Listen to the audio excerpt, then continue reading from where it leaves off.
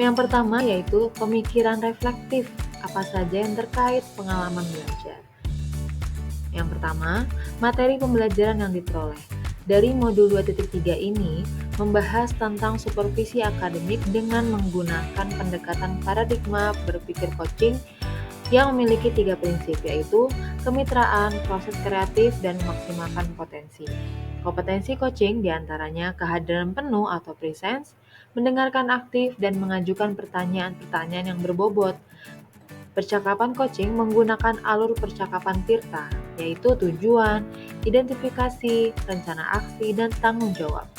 Dan 3 tahapan supervisi akademik adalah pra-observasi, observasi, dan pasca observasi. Kemudian emosi yang dirasakan terkait pengalaman belajar. Di sini saya merasakan rasa inginnya bertanya-tanya karena ini pengalaman baru belajar materi coaching.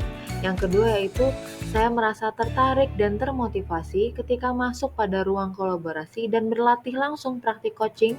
Saya mulai tertarik dengan materi ini. Yang ketiga yaitu optimis. Saya yakin dengan terus belajar dan berlatih praktik coaching, saya dapat mengaplikasikan coaching di lingkungan sekolah saya. Selanjutnya, apa saja yang sudah baik berkaitan dengan diri dalam proses pembelajaran.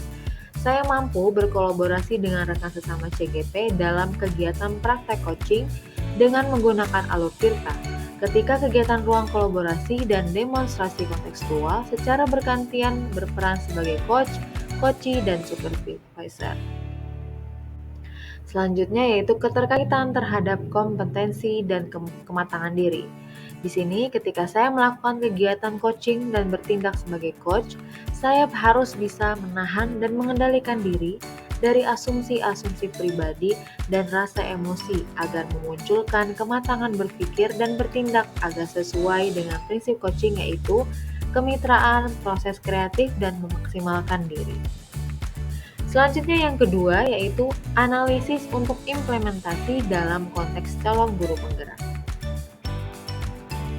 yaitu memunculkan pertanyaan yang kritis dan berhubungan dengan konsep materi. Di sini, bagaimana agar prinsip coaching dapat diterapkan dalam kegiatan supervisi sekolah? Prinsip coaching dapat diterapkan dalam kegiatan supervisi sekolah apabila kepala sekolah memiliki pengetahuan tentang coaching dalam supervisi akademik dan mampu mengaplikasikannya. Supervisi dapat dijadikan cara untuk meningkatkan kompetensi akademik guru. Selanjutnya, menganalisis tantangan yang sesuai dengan konteks asal calon guru penggerak atau baik tingkat sekolah maupun daerah. Yang pertama yaitu menyeragamkan pemahaman mengenai coaching dalam supervisi akademik kepada komunitas belajar atau komunitas sekolah. Yang kedua yaitu supervisi hanya dijadikan penilaian guru saja, seharusnya dapat dijadikan pedoman untuk meningkatkan kompetensi guru. Selanjutnya yaitu memunculkan alternatif solusi terhadap tantangan yang diidentifikasi.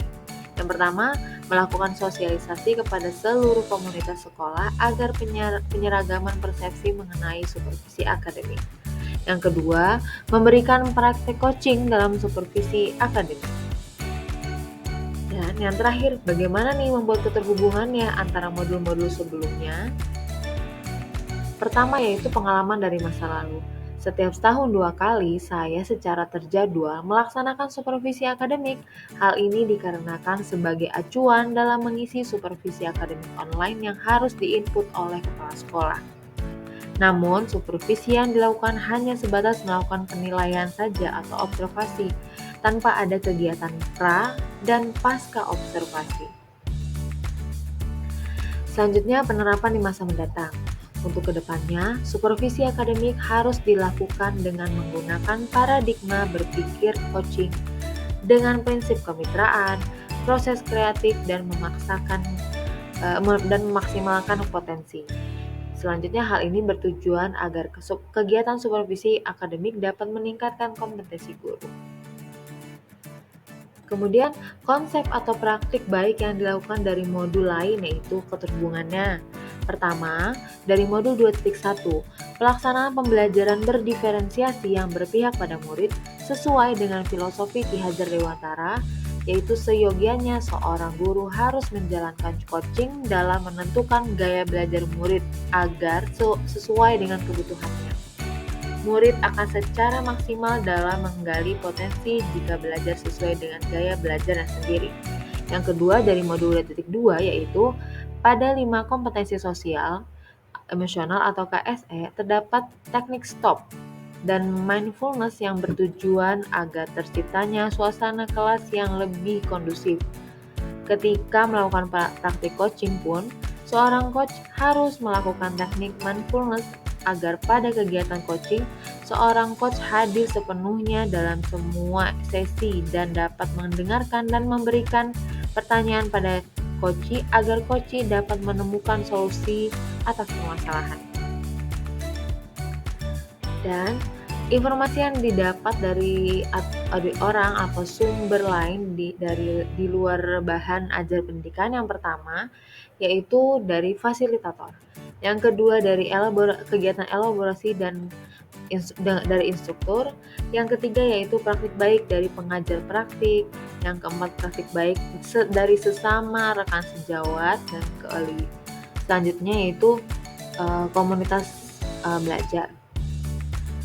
Yang terakhir media online, PMM atau YouTube, website pendidikan. Terima kasih kepada Bapak dan Ibu. Demikian pemaparan dari saya. Wassalamualaikum warahmatullahi wabarakatuh. Salam dan bahagia Bapak dan Ibu calon guru penggerak.